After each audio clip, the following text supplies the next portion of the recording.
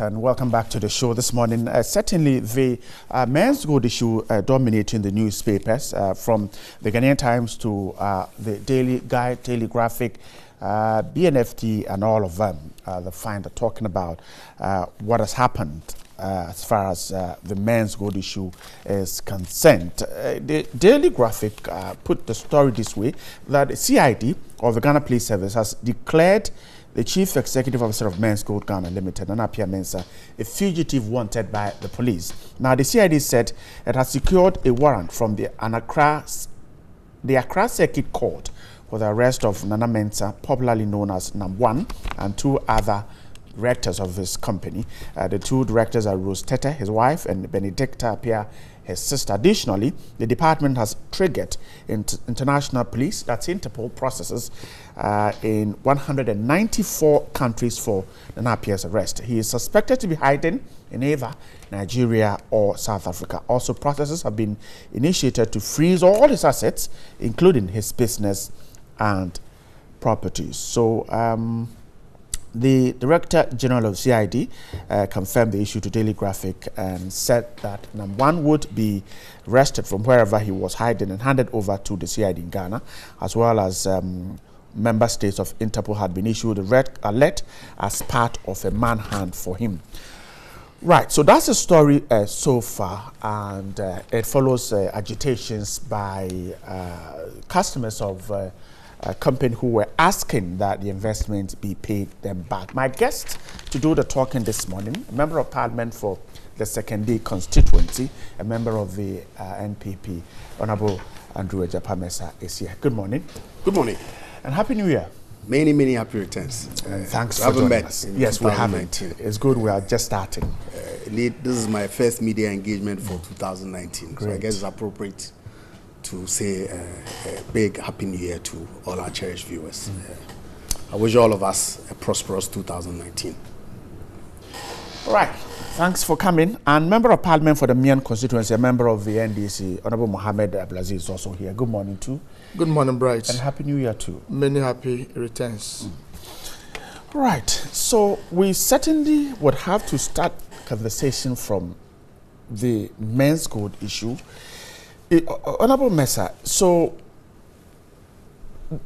this warrant for the man's arrest, how would you react with some suggesting that we delayed in arresting him? Is that what you think? Well, I guess so, because when the issue came up, particularly following the revocation or the indication by SEC for the entity to cease operations, I was very clear in my mind at that time that this was a Ponzi scheme, because I lived through the Pyram years. I've read the Ponzi, original Ponzi and schemes like that that have occurred in history. And I was very clear in my mind. Indeed, I actually even mentioned it on Joy News, if I recall clearly, that I don't see why the gentleman has not been arrested at the time. You know, so yes, to the extent that our security agencies, if you like, delayed in taking this action, which I think is long overdue. I share the view of the people who are saying that this was delayed. It should have happened earlier. But my understanding, you know, at least from social media, as has been articulated quite strongly over the past few days, is that the BNI actually arrested him, you know, and proceeded to grant him bail. And so obviously some steps had commenced, save that for him to have broken the conditions of his bail and absconded, you know, makes me wonder really what the conditions of his bail were. And of course, in those circumstances, there is a process that the BNI can commence. But now that the Criminal Investigations Department of the Ghana Police Service have also stepped in, I'm sure that the two agencies will collaborate and do the needful. of course, the issuance of the bench warrant is in the right direction. Even though belated, I think it's better late than never. This gentleman clearly exploited the, I'm tempted to use the word greed, but then again, you ought to be sensitive to the persons who have lost huge sums of money, through this investment. I mean, there was no way that I was going to put even one pesewa in any such investment, if you like, promising to give me 120% per annum interest rate. It's not possible. It's not going to happen. But of course, some people felt that, well, this was some means of making a good return on their money, and so put it in there. So yes, the regulator spoke, but I think that the security agencies should have acted following the indication from the regulators to ensure that this thing was nipped in the bud earlier than it's been done today. I see. So for you, at least, you share in the argument that we delayed in arresting him. The role of regulators in this, do you think that we should heap the blame on regulators or perhaps the customers? Partially, both of them. I think that, you see, the dilemma that I understand Bank of Ghana and SEC found themselves in really was because the activities that the company was undertaking was not one that fell within their purview. In any event, they could exercise some supervision over entities that they were regulating. And to the extent that Men's Gold was neither regulated by the Bank of Ghana nor SEC, neither licensed by these agencies, they found a difficulty in applying some sanctions that would ordinarily apply to agencies that were regulated by either the Bank of Ghana or SEC. But that is why I say that clearly they sitting where they were and realizing that somebody is exploiting some lacuna to defraud people, clearly ought to have, beyond issuing a warning and the notices, gotten the security agencies to act. Because if I'm not a lawyer, the Ghana Bar Association cannot exercise any jurisdiction over me. The General Legal Counsel cannot. And so to that extent, how were you expecting Bank of Ghana to exercise some sanctions application regime over Men's Gold that was not licensed or regulated by it? But the crime that the company was perpetrating clearly fell within the mandate of the security agencies. And so I would have thought that at that point, in other jurisdictions, these things are done hand in hand. And it's unfortunate that our state agencies do not collaborate enough, if you ask me, because there seems to be a silo mentality. Everybody does, operate within his own, unit, right, as opposed to collaborating with each other to ensure that the entire spectrum is closed to avert some of these things happening. And so I guess it's a learning experience for all of us, going forward. Obviously, if somebody is offering you an interest rate of even 5% per month, you ought to be able to ask questions. But what kind of investment is the person placing these funds in that will generate the kind of return that is promising, particularly when benchmark indicators like the treasury bill is hovering around 11-12% per annum. So clearly, you yourself ought to be responsible for your own. You think we should get there instead of even stopping them from operating? That's what I'm saying. That yes, the triggering of the sanctions regime, the security agencies. The regulator clearing Absolutely. these as schemes. Yes, and individuals themselves also being responsible for where they place their own investments. You know, so both parties are to blame. I think that a quick decision, and in any event, you see, and you'll notice that I've tried to stay clear of politics. I've tried. You sure you can do that? Because I'm coming. That's why I'm going now. Right. The notion that is being peddled out there by our friends on the other side clearly is to tag this present government for having overseen the loss of people's investments, because Bank of Ghana issued notices, SEC issued notices, and they sat unconcerned and allowed NAM1 or whoever his name is to abscond. Question is, when did Men's Gold commence operations? How many years did they operate before the NPP came into office? Doesn't matter. It does. So, if we situate it in context, clearly, the people who have found voices today to speak, who failed to speak at the time when this gentleman commenced his operation, where is their moral justification? Does it matter if Men's Gold had operated for 20 years and then NPP, knowing that they were fraudulent, had stopped them? You see, right. Would it matter whether... And that's exactly what the NPP did. And if anything, this government ought to be commended. When we want to play politics, my initial comments were clear and to the point, dispassionate, non-political. Because these are Ghanaian citizens whose funds have been stolen from them. And so we need to deal with the issues as they are.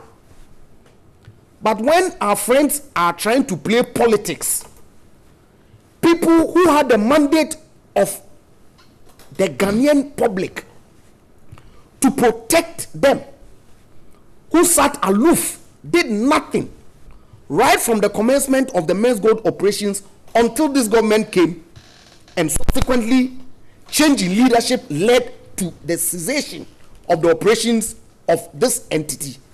They have the audacity to condemn and attribute blame when the MPP came into office. That's not what I've said. What are you saying? I'm saying that at the time that they started, when did they start? Under their watch. What did they do? Okay. Absolutely nothing. Okay? So wherein lies their how moral justification? How do you reconcile your point that you are faulting regulators, and you know there are institutions that are supposed to check these things, and yet you think that the period that the MPP had been in office, the NDC didn't act, and so perhaps they can't fault your government for failing to deal with it. How are they going to do that? Because clearly, during the time that they have over the affairs of this country, they did nothing. But it's not the same institutions that are supposed to work. But of course, it is the change in leadership of those institutions that led to the closure of Men's Gold. So, the regulators, okay, the leadership of the regulatory agencies involved at a point changed. And so a new perspective was brought to the conversation. So that, look, for you, your point is that because Men's Gold started under NDC, they cannot fault whatever has happened, or they cannot speak to it. I believe in governance or government being a continuum. And so if institutional failure has occurred, let us deal with it as it is and not play politics with it. That's the point that I'm making. Okay. Let me quickly ask you this and go to Honorable Aziz. To attribute the failure of SEC, regardless of the time frame, and Bank of Ghana, if indeed these agencies were the ones that ought to have triggered the closure at whatever time. To the institution. Absolutely. And not to any government. Absolutely. Because, like I said, so if we are if we play politics, Honorable Mesa, then we are left with no choice than to draw a clear line for the Ghanaian people to see that, look. Honorable Mesa, then in the same vein, I'm assuming that you are blaming the institutions during the NDC's rule and not the NDC. But what were my comments? My preliminary comments before. Okay, if that is the case, then let's move on. Let me get and to dispute the fallacy. Let me. I want our friends in the NDC are trying. You are a lawyer. A quick clarification. Then I want some education for our viewers. Why was the arrest warrant issued in the name of the president? Just some education. Well, that is a standard form, legal form that vests the authority to arrest people or the issuance of warrants of that nature to emanate from the president. So it's on the president's authority. It is not to suggest that the president called the IGP and told him that, look, issue a warrant for his arrest. So every arrest is a pretty warrant standard has form. that. Absolutely, yes. Okay, all right. I'm grateful. Honorable Aziz, let's start from here. First of all, we've dealt with the issue of whether we delayed in effecting the arrest or the warrant, and then secondly, the issue of institutions that if they failed us. Good morning to you, Bright. Good morning to my friend Bobo, and good morning to our viewers. You see, we will need to discuss this matter passionately because we are talking about some 1.8 million customers of Men's Gold. And it is interesting that government must recognize that it has a duty to protect the deposits of Men's Gold's customers. When my friend talked about Men's Gold starting somewhere under the NDC and that the NDC did nothing about it, that cannot be true. Let us look at the history of Men's Gold, how they started, and what the NDC and under President Mohammed did to curtail the activities of Men's Gold in a more responsible manner. In 2014, when Men's Gold started somewhere in the central region. Curtail a fraudulent activity in the... You allow him, please. I just hope that when you were speaking, I had a lot of disagreements. Otherwise, you go on. Go on. Somewhere in 2014, when we discovered the operations of Men's Gold as a microfinance company, it was a Men's Gold with a K. Sorry, Men's Bank with a K, just as in a bank, right? What we did in 2014 was to engage them, ask them to stop trading. Somewhere in March 2015, the Bank of Ghana published the list of unlicensed microfinance companies. Men's Bank was captured in that report. Then later, they changed their name to Men's Bank, ending with a C, right? In 2016, April 13th, the Bank of Ghana cautioned the public against doing business with Men's Bank, ending with a C. In August 2016, the Bank of Ghana contacted the Minerals Commission and the PMMC on the matter of the dealings of Men's Bank. Some investigations had started somewhere in 2016, late 2016. The purpose was to understand clearly what they were doing, their assets base, and to audit their accounts so as to be able to take a responsible action. Then we lost power, and then NPP came into office on January 7th, 2017. And all these investigations ceased. Throughout 2017, not even a single action was taken by Bank of Ghana or the government in respect of Men's Gold. In fact, it turned into Men's Gold in 2017. And there was no action of any sort from any regulator or the state in respect of the operations of we didn't hear of the warnings Bank of Ghana that was not in 2017. That was not in 2016. That was not heard of the warnings. Exactly, in but 2016. You're suggesting that 2017 there was no action from the state institutions or from government in respect to the operations of Men's Gold. That is a very loud statement. In fact, as at the time that Men's Gold was operating as Men's Bank or Men's Bank with a K or C, their customer base was far, far less than 20,000. Their customer base was far, far less than 20,000. But you see, fast track to 2018 in April. You know what we mean by celebrity endorsements? President Akufo-Addo invited Nam1 to the seat of government. Held palpable falsehood. Well, when you explain, I was quiet. Held private meetings with him at the Flagstaff House, took pictures with him, tweeted. In fact, after the meeting on that day, the President of the Republic tweeted, and this was what he tweeted.